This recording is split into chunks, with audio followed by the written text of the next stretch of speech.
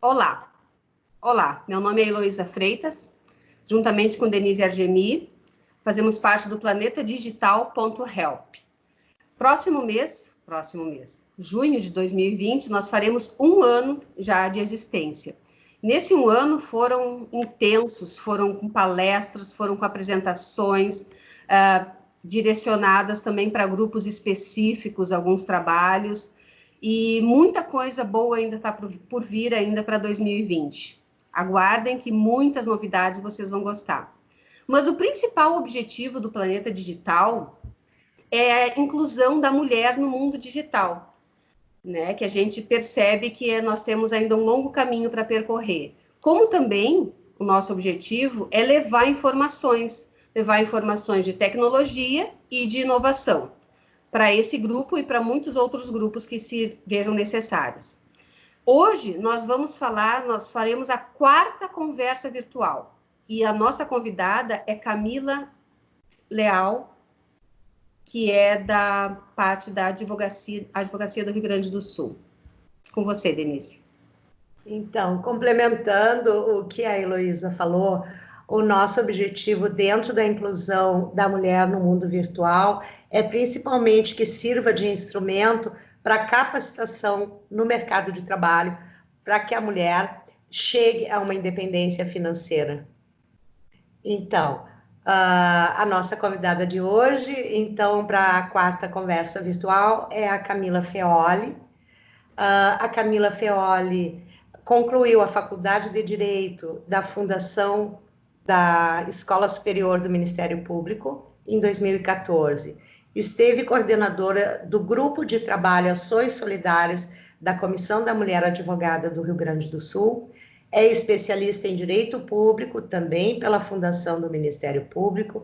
É mediadora judicial no Tribunal de Justiça do Rio Grande do Sul. É defensora dativa do Juizado de Violência Doméstica e Familiar de Porto Alegre desde 2007. Camila é também defensora dativa do TED, que é o Tribunal de Ética e Disciplina da OAB do Rio Grande do Sul, desde 2016. É membro da Comissão Especial do Jovem Advogado, a SEJA, e na Comissão da Mulher Advogada. É hoje coordenadora do Grupo de Trabalho em Defesa das Mulheres da CMA. Camila é também membro da Comissão de Defesa, Assistência e das Prerrogativas dos Advogados e membro da Comissão de Fiscalização do Exercício Profissional da OAB do Rio Grande do Sul. Hoje nós vamos falar sobre a Comissão do Jovem Advogado, onde a Camila ingressou na ordem, sobre a Defensoria Dativa no Tribunal de Ética e Disciplina da OAB, sobre a Defensoria Dativa que ela exerce no Juizado da Violência Doméstica e Familiar, e também a coordenadoria que ela exerce no Grupo de Trabalho em Defesa da Mulher. Camila, por favor, conte-nos tudo sobre você. Seu trabalho. Então, muito obrigada pelo convite, me sinto muito honrada, né, pela comissão do Jovem Advogado, eu entrei, não foi um convite, eu procurei a comissão, eu estava me sentindo um pouco perdida, e eu procurei a comissão, comecei a ir nas reuniões, né, e achei aquilo incrível, porque eu vi que tinha muitos que tinham as mesmas dificuldades que eu e eu poderia conversar sobre isso. E me trouxe muitos benefícios, né? Não financeiros, porque o trabalho é voluntário, todo trabalho na ordem é voluntário, mas tem coisas que o dinheiro não compra, né? E eu sou muito grata, né, a ter tantos colegas e que me apoiam, fazem parcerias, e foi uma experiência, e está sendo uma experiência ótima para mim. Sobre a comissão, eu comecei, primeiro evento, assim, foi uma distribuição de alimentos, roupas para moradores de rua. E eu achei aquilo incrível porque eu gosto de ser solidária, né? Eu sou solidária e acho que todo mundo deveria ser. Então, lá eu também fiquei sabendo que existia um tribunal de ética e disciplina. E eu não sabia bem como é que funcionava, mas uma colega me apresentou e, e de lá eu comecei a também ser defensora ativa do Tribunal de Ética. Por favor, tu poderias, Camila, explicar para nós um pouquinho o que faz uma defensora dativa lá no Tribunal de Ética da OAB? Por favor, rapidamente, assim. Sim, quando o advogado supostamente comete alguma infração ética ou disciplinar, há um procedimento administrativo. E Certo. quando ele não se apresenta, não apresenta a defesa, nomeia um defensor dativo.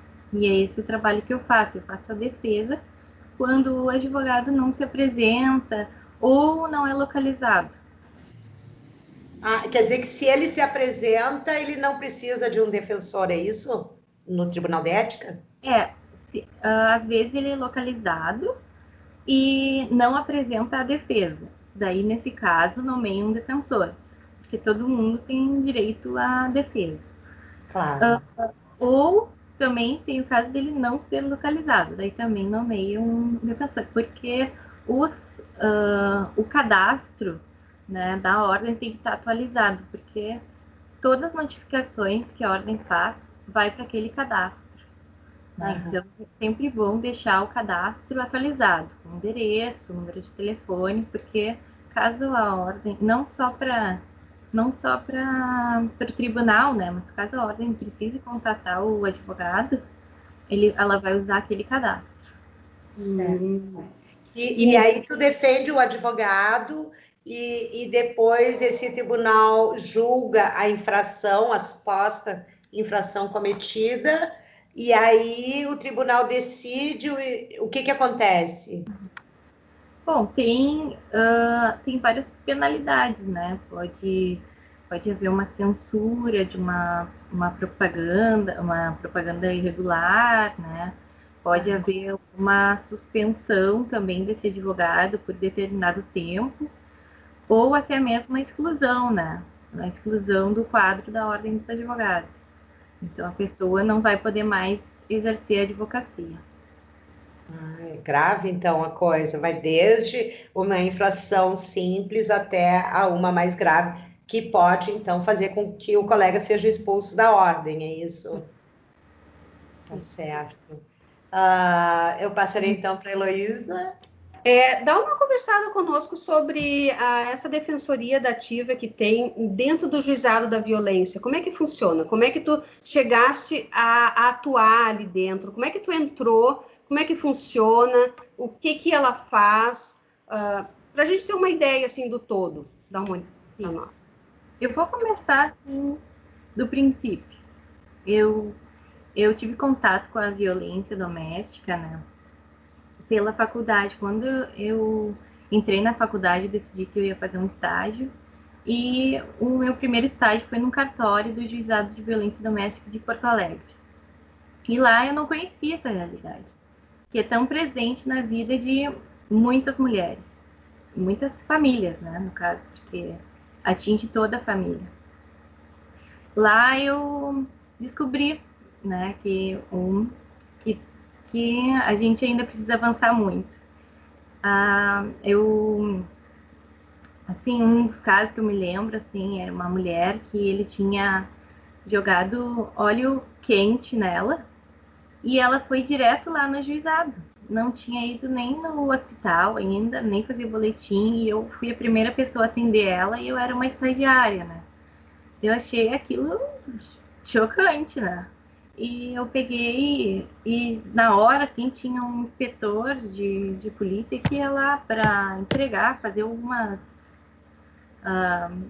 eu não sei bem o que é... Diligências, né? Alguma diligência. E eu conhecia ele de lá, né? E eu falei, o senhor tem que levar ela agora mesmo, ou para o hospital ou para a delegacia. E daí ele levou ela, porque lá, quando chega no juizado, a vítima já denunciou, né? Ela vai, faz o boletim de ocorrência, pede uma medida protetiva e vai para o juizado. Certo. O juiz lá vai decidir a concessão da medida ou não. Daí eu conheci essa realidade e eu vi que eu tinha que lutar para que houvesse mudanças, né? Uhum. Depois eu fiz um estágio na defensoria especializada em atendimento a vítimas de violência doméstica. Na época era só eu e uma defensora, e eu aprendi muito, ela assim, é uma inspiração para mim. E depois, então, eu trabalhei no escritório por um tempo, depois eu entrei na comissão do Jovem Advogada e fui lá no fórum um dia para entregar meu currículo para alguns gabinetes. E entreguei lá no juizado de violência doméstica, porque eu sabia que precisariam de defensores dativos, né? Então eu comecei a minha jornada lá também. E foi muito interessante. Tu defende, lá como advogada dativa, tu defende só as mulheres que sofrem violência, só os homens agressores, ou tu defende ambos? Como é que funciona lá? É advogado privado, é defensoria pública? Como é? A gente gostaria de saber essa engrenagem, assim. O juízo me chama, né? Chama o defensor dativo quando não há defensor público. Porque às vezes há falta de defensor público. Então, eu vou quando o juízo me chama. E normalmente, assim, é uma tarde inteira, assim, de audiência. Às vezes, a vítima, é onde me chamam, né? Então, eu não escolho. Ou pode ser do lado da vítima, ou pode ser do lado do autor do fato. Uhum. E não sou eu que escolho. Então, para mim, porque todos temos direito à defesa também, né? Então, mas é muito importante o trabalho dos defensores dativos, né? Porque não tem. A Defensoria Pública faz um excelente trabalho, mas não tem toda a estrutura para atender todo o Estado. É muita demanda, né? É muita demanda. Então, existe uma defensora, né? Uma defensora pública para as vítimas. Então, normalmente, a vítima está acompanhada de defensora pública. Certo. Entendi. E como é que tu te sente, assim, quando tu tem que defender um agressor? Porque tu és advogada, mas também tu és um ser humano, que é mulher. E quando, por conta dessa determinação da magistrada, ou do magistrado que te chama para cumprir essa missão, porque é uma missão, né? Advogar pro bono, enfim, quando seria um dever do Estado, né? Como é que tu te sente como ser humano, assim? Bom, no início foi um pouco complicado, mas porque a agressão, violência não tem justificativa, né? A gente sabe disso. Mas, em contrapartida, todos temos direito à defesa. E é um devido processo legal. Então, a gente usa o nosso conhecimento, né, para atuar na defesa do autor do fato, né? Mas a gente sempre busca, né, só para explicar, lá as audiências que eu participo não são as criminais, né? São as de medida protetiva. O juiz a gente diz que é uma audiência de acolhimento, porque o quando chega a medida, para não ficar sem uma resposta mais imediata, ele logo marca uma audiência para escutar as partes, esclarecer o que está no boletim de ocorrência, explicar o que é a medida protetiva e quais as consequências dela. Por exemplo, se o autor do fato tem uma medida protetiva, ele deve respeitar, senão ele pode ser preso. E a vítima também, ela tem aquela medida protetiva, ela não pode se aproximar dele, né? Pode até perder a medida. E com a medida protetiva também dá para, nessa audiência, dá para orientar como ela deve agir no caso de descumprimento. Né? No caso de descumprimento, ela tem que fazer a denúncia de novo, e com o boletim de ocorrência, com alguma testemunha, foto, vídeo, ela leva na Defensoria Pública para a Defensoria Pública fazer o pedido de prisão, porque não vai automático. Infelizmente ainda não é automático, tem que ter desse procedimento. E muitas não sabem. Então, nessa audiência já é esclarecido diversos pontos.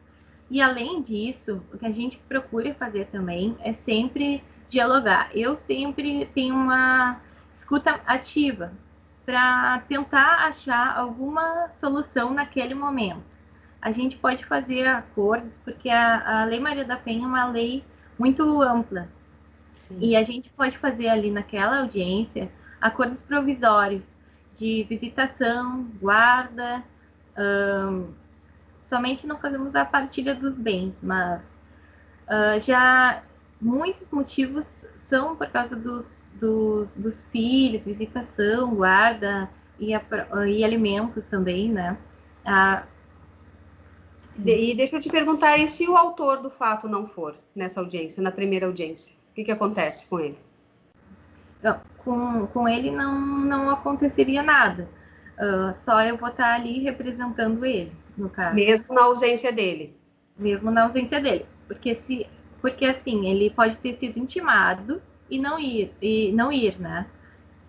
Foi uma escolha dele, mas a audiência vai acontecer e eu vou representar ele ali naquele momento.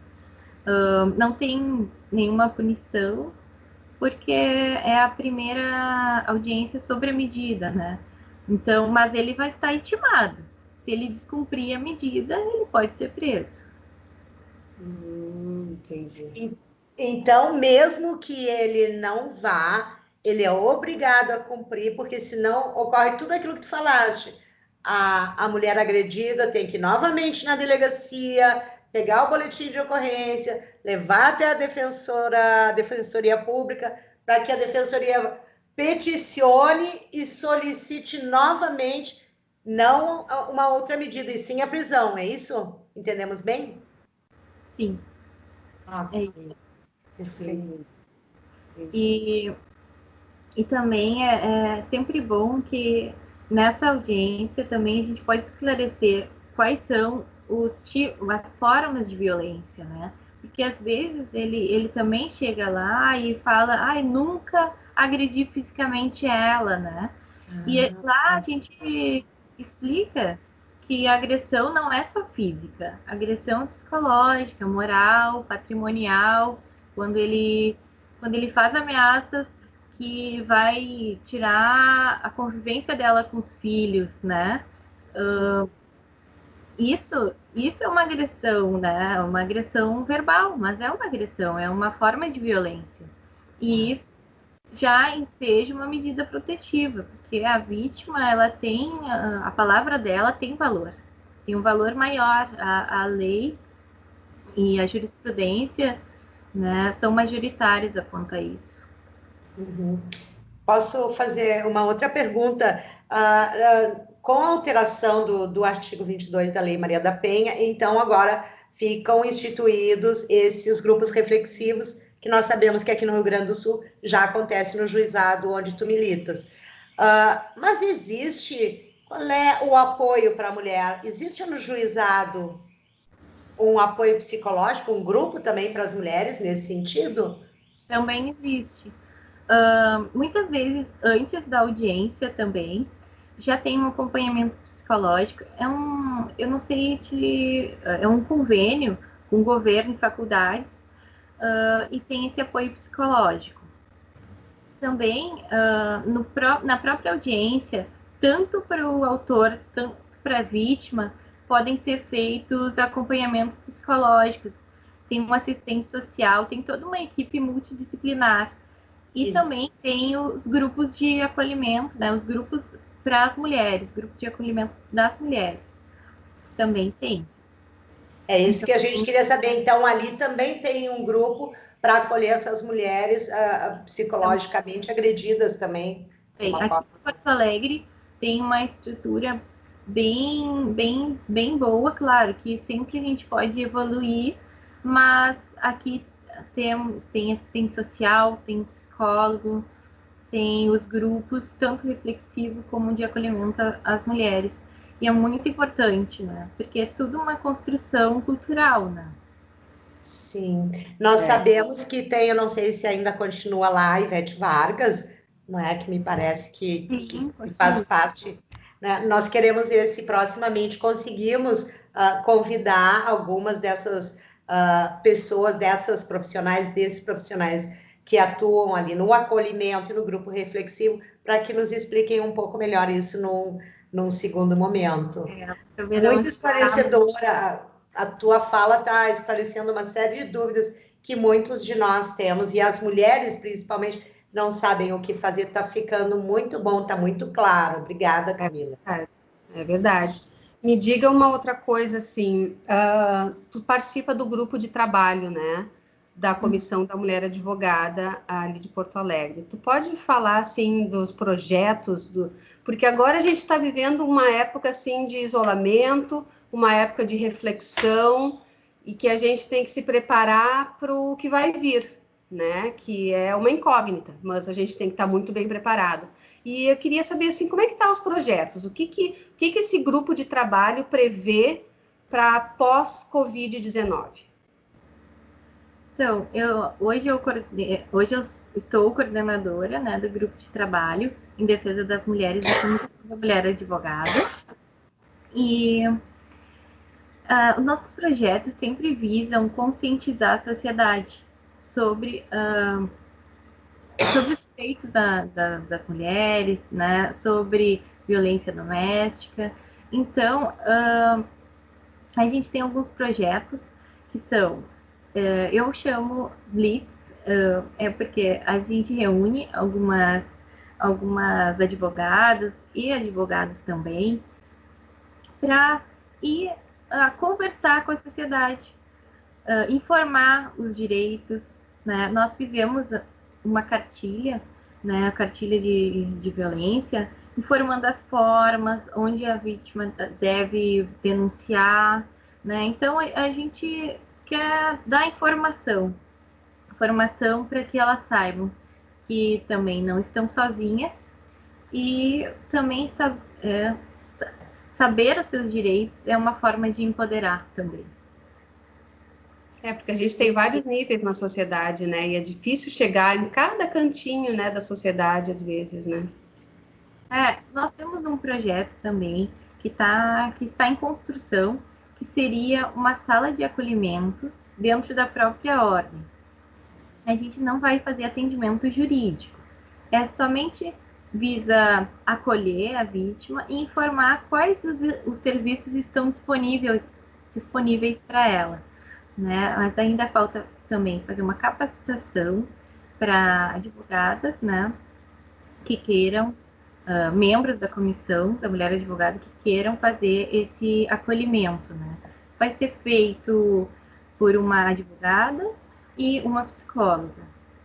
A gente sempre busca não julgar, né, porque não é o nosso papel, e acolher, ter uma escutativa. Escutativa, eu quero dizer, ouvir e mostrar que nós estamos ali, ouvindo, e não tá entrando no ouvido e saindo no outro. Não, a gente está ali do lado. E também Sempre agora a gente tem as redes sociais, né? Que são muito importantes, porque a gente pode informar a sociedade quanto a vários direitos, né? Que nós temos e às vezes as pessoas não sabem. É. Mas que Gostaria só de fazer uma outra pergunta. Nós temos observado que parece que todos estamos de acordo que a violência é um problema estrutural e institucional, não é? Em vista da educação conservadora que se tem, do machismo, do patriarcado, todas essas coisas nós sabemos. Mas nós entendemos também que seria necessário trazer os homens para essa conscientização, para esse entendimento, para que houvesse realmente uma transformação social. O que é que tu pensas a respeito disso? A doutora Camila, coordenadora desse grupo de trabalho. Com certeza, a gente precisa que os advogados estejam também ao nosso lado, porque nós, homens e mulheres, temos que estar unidos, Certo. É muito importante a participação no nosso grupo de trabalho. Nós temos advogados junto conosco, porque esse é um problema que atinge toda a sociedade, não só as mulheres, toda a sociedade, né? Em vários setores, economicamente, em vários setores, né? Então, é sempre importante a participação dos advogados também. Eles também têm, vamos dizer assim, responsabilidade nisso, porque todos nós temos, né? Então, é muito importante mesmo a participação deles e agradeço também aos colegas que participam. Nosso trabalho é sempre conjunto, é um trabalho que eu faço, é sempre de escutar todos e tentar da melhor forma achar uma solução. Ou seja, esse grupo de trabalho não é fechado somente para advogadas, né? O grupo de trabalho. Isso tem que ficar bem claro, porque às vezes os homens dizem, mas é um grupo fechado. Não é um grupo fechado. De maneira alguma. E será que também não tem a questão que as pessoas se sentem desconfortáveis para falar sobre violência? Então, será que os homens também não se sentem fora do contexto, ou têm vergonha, ou eles acham que é um problema das mulheres, enfim? Será que também pode estar acontecendo isso? Não falo só com relação aos advogados, eu digo na sociedade como um todo. Eu acredito que sim. Às vezes é uma construção muito cultural, né? E a gente precisa que os homens estejam nessa luta junto conosco, né? Porque não é possível que eles não se sintam atingidos com isso, porque pode ser uma filha, uma sobrinha. Claro, nós somos todos seres humanos, então as mulheres merecem ser respeitadas, né? E só isso que a gente está buscando, a gente não está buscando nada mais, a gente está buscando que cesse a violência. Então, muitos deles eu sei que estão nos apoiando, mas às vezes eles têm um pouco de receio de mostrar isso. De se expor também. Imagino. O caminho é longo, né? Sim. Tem só contribuindo, porque eu acho que a Heloísa já está encaminhando para o final, nós temos perguntado, não é? Agora, a pandemia, nós sabemos que vai ser longo, esse período que vem depois, e já se fala no mundo todo da pós-pandemia como uma nova normalidade, não é? Então, nesse contexto, o Planeta Digital se disponibiliza porque o Planeta Digital entende que justamente o mundo virtual, e está comprovado agora durante a pandemia, que tudo vai mudar. As relações humanas continuam as mesmas, mas os instrumentos que nós podemos nos utilizar são vários, e o mundo virtual oferece também isso, não só às mulheres, para que se empoderem e tenham conhecimento, que tenham acesso à informação, que é a capacitação que a gente também faz, a Heloísa e eu, mas também abre um mundo novo. O que tu vê, então, como perspectiva para o GT? Tu acha que vai haver uma ampliação nesse sentido? Vai haver uma nova normalidade também no grupo de trabalho? Sim, eu acredito. Eu acredito bastante nisso. Tanto que agora nós também estamos fazendo reuniões, né? Congressos, e às vezes nós conseguimos até alcançar outros estados. Então, é um avanço. Nós estamos todos aprendendo e, com certeza, vamos nos adequar a esse novo período. Até mesmo foram criados novos canais de denúncia, né? Denúncia na Polícia Civil tem um WhatsApp, pode ser feito o boletim de ocorrência na delegacia online. São avanços e que nós não podemos deixar, né, de citar. Verdade. Certo. Bom, então eu acho que era isso, né, Denise? Gostaria... Bastante, né? Nós tocamos em vários assuntos delicados, né, Denise? Que é a defensoria da ativa, o jovem advogado, que é um caminho que se abre para todos os que se formam ou que estão interessados, né, em atuar em várias comissões que tem dentro da OAB, e salientando novamente que é um serviço voluntário, né, essas comissões, e do grupo de trabalho, que vai ter muito trabalho pela frente, né, pelo jeito, em 2020 ainda, né? Nós estamos só começando.